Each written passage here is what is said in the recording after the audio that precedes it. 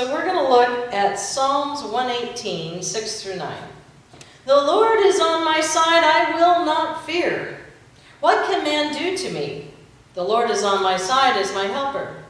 I shall look in triumph on those who hate me. It is better to take refuge in the Lord than to trust in man. It is better to take refuge in the Lord than to trust in princes. And from Joshua, he says, have I not commanded you? Be strong and courageous. Do not be frightened and do not be dismayed. For the Lord your God is with you wherever you will go. And from Deuteronomy 31:6, be strong and courageous, do not fear or be in dread of them, for it is the Lord your God who goes with you. He will not leave you or forsake you. And then we're going to jump to the New Testament, to the Gospel of John, chapter 16, verse 33. I have said these things to you, that in me you may have peace. In the world you will have tribulation, but take heart, because I have overcome the world. And I thought about this. In fact, this last week I had said something about when somebody said, what are you going to do? And I said, PUNT. And they had no clue what I was talking about. And I thought, well, maybe this will be a good thing to have a sermon on. That way when I say it, you guys will know. Who here's a football fan? Okay, so if I say the term punt, do you know what I'm referring to? If you watch football, you would think, especially for those who are not football fans or from America, they think soccer, you have basically 4 downs, but you have 3 downs to get 10 yards. Now that sounds pretty simple, doesn't it? 10 yards, 3 times. And yet, how many times does a team actually get a first down?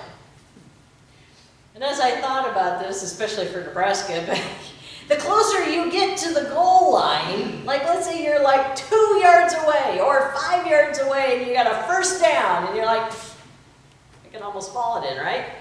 And then it's a series of mistakes, costly mistakes that happen, and before you know it, you just keep getting backed up and backed up and backed up, and I have seen it to where it was 3rd and 42. And you're like, but they were on the 2-yard line. Now you're so far you can't even kick a field goal, right? So what are you left to do? Punt. Or if you're the one on the offense and you're back clear up on your own side on the 5-yard line or the 2-yard line or whatever, you could risk it all and you could go for it on 4th, or you could punt. So that was kind of the way I grew up. I guess I don't know why. It was my dad's saying, I guess. When all else fails, when you don't know what to do, you punt. How about that with our lives? The men and women in the scriptures. I've been doing David in my Hebrew class. And we have gotten now to the point, we've passed the part where Saul just kept trying to kill him and kept trying to kill him, and nothing he did could he win favor back in Saul's eyes. Even when he had the opportunity in the cave to kill Saul, he did not, because Saul was God's anointed. And so he snuck up and he cut the little piece of the robe that Saul had. And he used it later to show him, look, I could have, but I didn't. I opted to punt. And it's at that point that Saul falls down and he says, oh, you were better than I, and because he's been trying to kill him this whole time, and David could have and didn't. Now we're at the point where David is got his little band of merry men, I think of Robin Hood almost, and he's out on the hillside, and this is that big story with Nabal and Abigail, and we're going to do that one, in another week or so. I want to get through that. We've been going word by word, verse by verse, picking it apart. And it is so amazing how when you do that, the scriptures just fulfill more. They get bigger and bigger, and you see that whole story, and you understand so much more. But you know, with David, understanding all this, you realize he had more times in his life where he was called victorious, but he punted. There was so many more times when life threw a curveball at him, or because of mistakes, costly mistakes, by him or others, that he was sent backwards. I want you to think about your life. How many times have you had that happen to you? Where maybe you thought things were going great and you were literally on the 2-yard line and you were about ready to score. You know, you're about ready to get what you wanted, or you're about ready to have a prayer fulfilled that you've been praying for forever and ever. And all of a sudden, because of life's events, you find yourself so far away from that goal. And you throw your hands up to God and you go, now what? See, punt doesn't mean surrender. It just means, unless it's at the end of the game, what? You got a chance to get it back again. There's always a chance to go again, to try again. And that's why I love the scriptures when you get to know, and I know I spent a lot of time in the Old Testament and even some of the people in the New Testament, but when you know their stories, we can relate to them. They're not a whole lot different than we are. They faced the same type of trials. They faced the same times of fear. Did you see that with Joshua and Deuteronomy? Deuteronomy was Moses and David. They were all crying out the same thing. And what did God have for each one of them? Do not fear, for I am with you. Be strong. Be courageous. Trust in me. And what did John's gospel tell us? It was Jesus who said what? In this world you're going to have what? Trouble. Right here in River City. There will be trouble. But he didn't leave it there. He said what? Take heart, for I have overcome the world. If that is not enough bolstering confidence, enough energy to move into that second round of trying it again, then I don't know what is. And what comes around goes around. It has been the same throughout all the scriptures. God constantly says it doesn't matter where you're at in your life, it doesn't matter how many costly mistakes you've made, there's always a chance to get the ball back and start over again. You're given the same amount of downs, and you're given the same amount of yardage. The difference is, who do you have calling the plays in your life? Who is the one that's telling you what maneuvers to make? Are you out there trying to do it all on your own? Or are you listening to the one holding the playbook? Now, I love that now, and I guess I've kind of always had it, but it's been more prominent. They'll show during the football games the coaches up in the skybox who have the overall view. You have the coaches that are down there on the ground, and what can they see? Only what's right in front of them. They can only see the trees. But it's the ones up in the skybox that see the forest. They see how it's all mapped out. And they can give plays from a different advantage point. See, when we go to God in prayer, when we don't know what to do, when we are left with this going, now what? God has the advantage because he sees the whole field. He knows the whole playbook. He knows how things are going to maneuver and how the enemy's going to move and what chess pieces he's going to put in front of you, for those who don't like football. So who are you trusting? You know, you take a quarterback or whoever, and if they're hearing the plays, they could probably say, yeah, I don't think so. Yeah, I know you can see what's going on, but I've got my own idea of what I want to do. And how does that usually work out? Once in a while they may get lucky, but for the most part, it doesn't. Because they couldn't see what the coach could see from up there. How do you do that in your life? If God tells you something and he says, I want you to call this person, or I want you to check out on that job, or I want you to do this, and you go, yeah, I could, but I got my own idea. I want to do it my way. How's that worked out for you? Usually not as well, because we don't have that upper advantage of knowing how all the other players and pieces fall together. As I said, I'm going to be looking at David coming up. And I think I would argue in the main canonical scriptures, the books of the Bible, that the story of David and Abigail is probably one of the biggest fairy tale stories, and they lived happily ever after stories in the scriptures. Now, was it all always easy? No.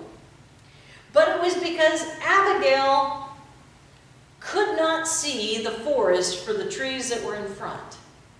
And she allowed the Holy Spirit to speak into her heart when costly mistakes, not by her, but a husband, a teammate, had shoved them way back, way back. They were facing 80 yards and third down. Instead of giving up, she listened to the one who could see the big picture, trusted in him, did the plays that he asked, and it works out. It works out in an unbelievable way. So I hope you really come back that week when we're going to talk about that, because it is a phenomenal story of how God can just use anybody and any circumstance, not only for his good, but for yours as well. A love that David would have never had or would have never known about gets dropped into his lap because both are listening to the one who is calling the plays. Each one of them could have gone it on their own. Each one of them could have done something different, and I can guarantee you the ending would not have been the same, because we all have free will. But when we give that free will back to God and we listen to him and we allow him to help maneuver our lives, our decisions, we can put our trust in knowing that the outcome is going to be way, way better than if we try to grab the playbook and do it on our own. I'm going to play a song, and I've been going to do this for communion, and the problem is if we come up to take communion and I have it playing, it's the song Come to the Table by Sidewalk Prophets, and they've put it to The Chosen. It was the coolest video. The problem is if I play it during communion, you're going to be doing communion, you won't be able to see it, or you'll be seeing that and not focusing on communion. So I'm going to play it first.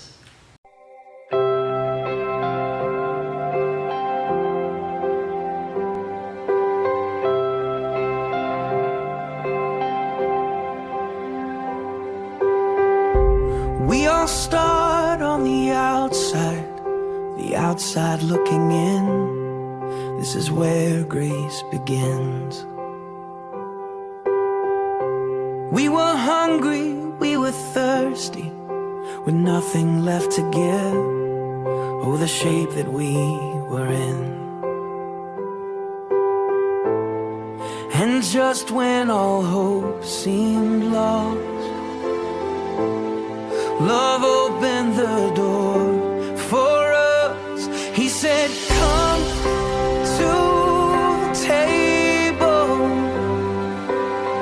Come join the sinners who have been redeemed. Take your place beside the Savior. Sit down and be set free. Come to the table.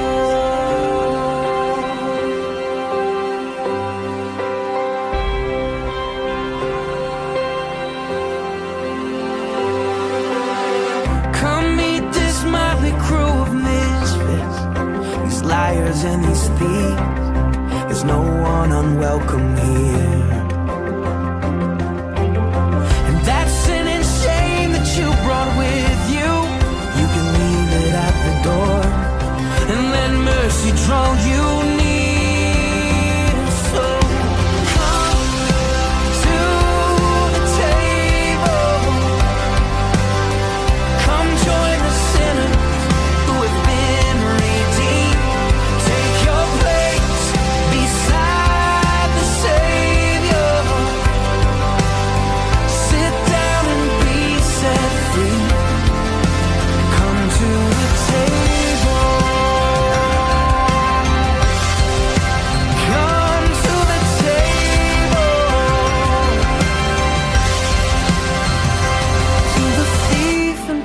doubter, to the hero and the coward, to the prisoner and the soldier, to the young and to the older, all who hunger, all who thirst, all the last and all the first, all the paupers and the princes, all who fail, you've been forgiven, all who dream and all who suffer, all who loved and lost another, all the chained and all the free, all who follow, all who lead, anyone who's been let down, all the lost who have been found, all who've been labeled right or wrong, to everyone who hears this song.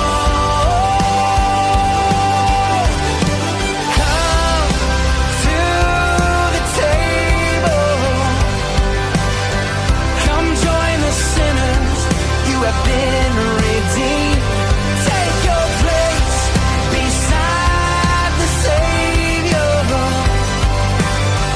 Sit down and be set free. Oh, sit down and be set free. Come to the table. Come to the table.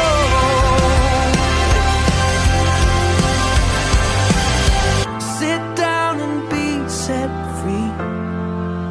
Come to the table. You watch that and not feel invited. Not feel the love and the strength and the courage that pours out to each and every one of us. So the next time you find yourself in a situation where you're ready to throw up your hands and go, punt. Don't look at it as a bad thing. Look at it as a chance for a start over, for another opportunity to get to the goal. Because the goal ultimately is what? Christ. It's salvation in and through Him, and it only comes through Him. But He has something for each and every one of your lives. And that is our earthly goal. Because our heavenly goal is already won when you've accepted Christ. Amen.